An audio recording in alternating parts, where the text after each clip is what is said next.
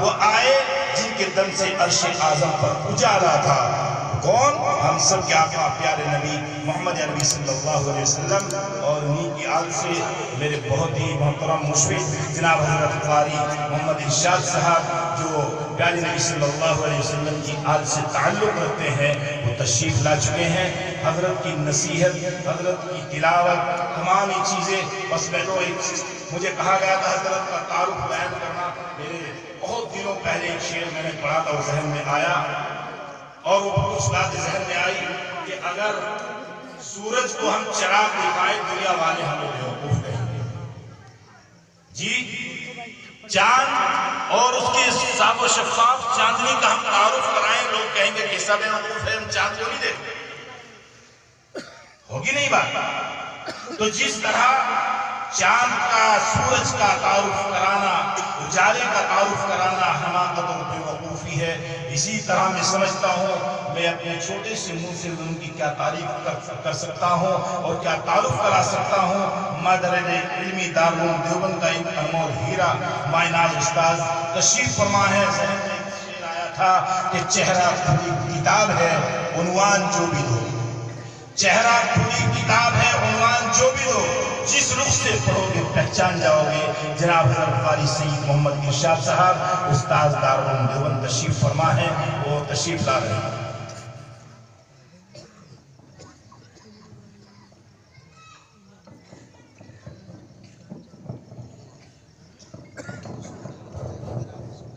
تمام حضرات ایک زوردار نعرہ لگائے، نعرہ تکبیر، نعرہ تکبیر، دارالعلوم دیوبند،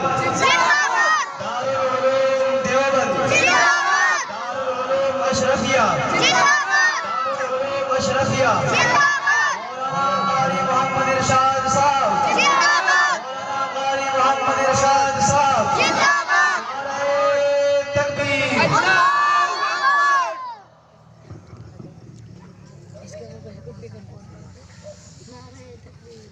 ماشاءاللہ یہ آپ کے دارالعلوم اشرفیہ کا پروگرام پورے دن سے برسوں سے یہ چل رہا ہے، اور یہ اہل بستی کے لیے بہت بڑی رحمت اور نعمت کی بات ہے۔ اس سرزمین پر اللہ کا کلام پڑھا جائے، اس کی فضائیں اللہ کے کلام سے معطر ہو جاتی ہیں، اللہ کی رحمتیں برستی ہیں۔ اس ادارے کے جو بانی اور ناظم اور ذمہ دار، وہ ایک نوجوان بہت ہی متحرک اور فعال عالم دین ہیں، جنہوں نے اس بہت کم مدت میں اس ادارے کو اتنی جلدی ترقی کی راہ پر گامزن کرنے کی پوری انتھک کوشش کر کے آپ حضرات کے سامنے پیش کیا۔ اللہ اس ادارے کو دن پوری رات چوبی ترقی عطا فرمائے، آمین۔ اور اسی ادارے کے استاد عزیز القاری محمد لقمان، وہ بھی آپ ہی کے بچے ہیں، انہوں نے یہاں آ کر کے قرآن پاک کی حفظ نازلے کی تعلیم پر ایک خصوصی توجہ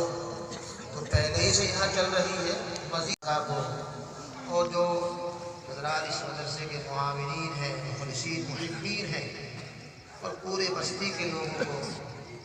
اللہ تعالیٰ ان کو سلامت رکھے، اور اللہ اس ادارے کی طرف اہل علم کے، عوام کا، خواص کا رجوع فرمائے۔ آپ کی بستی تو علماء کی بستی ہے،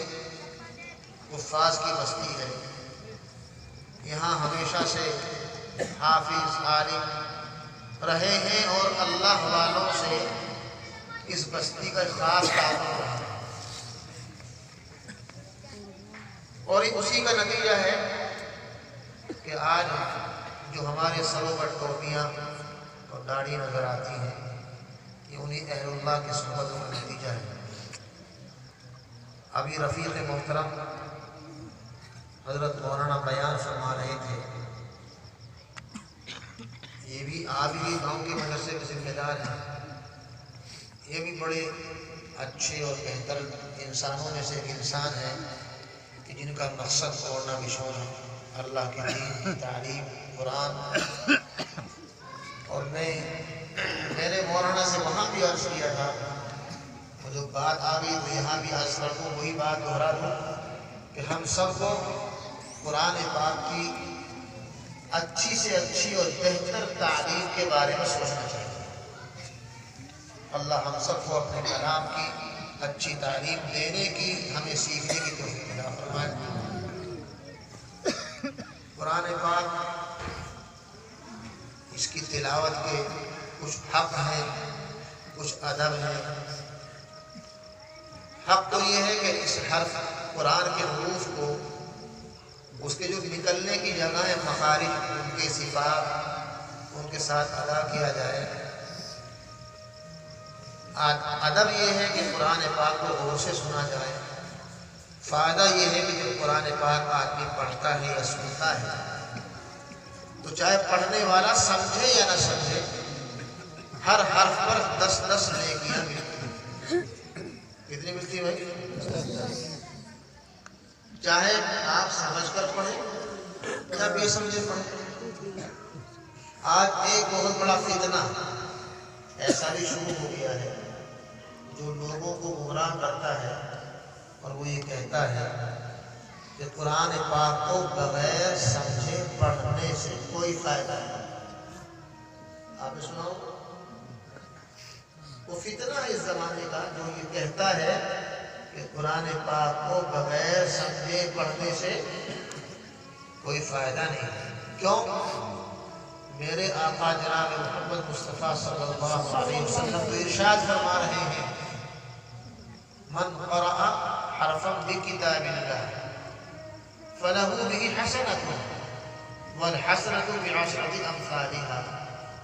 الی آخر الحدیث، کہ جس شخص نے اللہ کے کلام کی ایک حرف کی تلاوت کی، آپ نے نہیں فرمایا کہ سمجھ کر کی یا بے سمجھے کی، بس قرآن پاک کا ایک حرف پڑھا آپ نے اسے، تو اللہ تعالیٰ اس ایک حرف کے بدلے اس کو ایسی نیکی عطا فرمائیں گے جو ایک نیکی 10 کے برابر ہے۔ تو اس لیے یہ بات نوجوان، میرے بزرگ، میرے بھائی بیٹھے ہیں سامنے، بچے بھی اس ذہن میں بٹھا لیں، اگر کہیں بھی اب بعد میں 10 سال بعد، 20 سال بعد کہیں بھی کوئی شخص ممبر سے، جلسے سے کوئی یہ کہتا ہوا نظر آئے کہ قرآن پاک کو بغیر سمجھے پڑھنے سے کوئی فائدہ نہیں، تو سمجھ لینا کہ وہ غلط ہے۔ پڑھنے سے فائدہ ہے، ثواب ملنا ہے نہیں ملنا، اگر وہ سمجھ کر پڑھ لے تو اور زیادہ فائدہ۔ اس لیے آپ خاموشی سے سنیں، چند آیتیں قرآن پاک کی تلاوت میں کروں گا، چونکہ یہ محفل قرآن پاک کی ہے، قرآن پاک کی محفل ہے، اللہ کے کلام کی محفل ہے، تو اس محفل میں میں بھی ایک حصہ بن جاؤں، اللہ میرے لیے بھی ذریعہ نجات بنا دے۔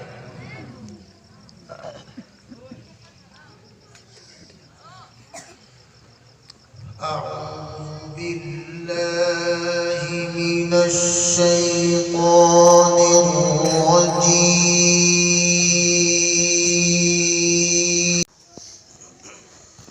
بسم اللہ الرحمن الرحیم،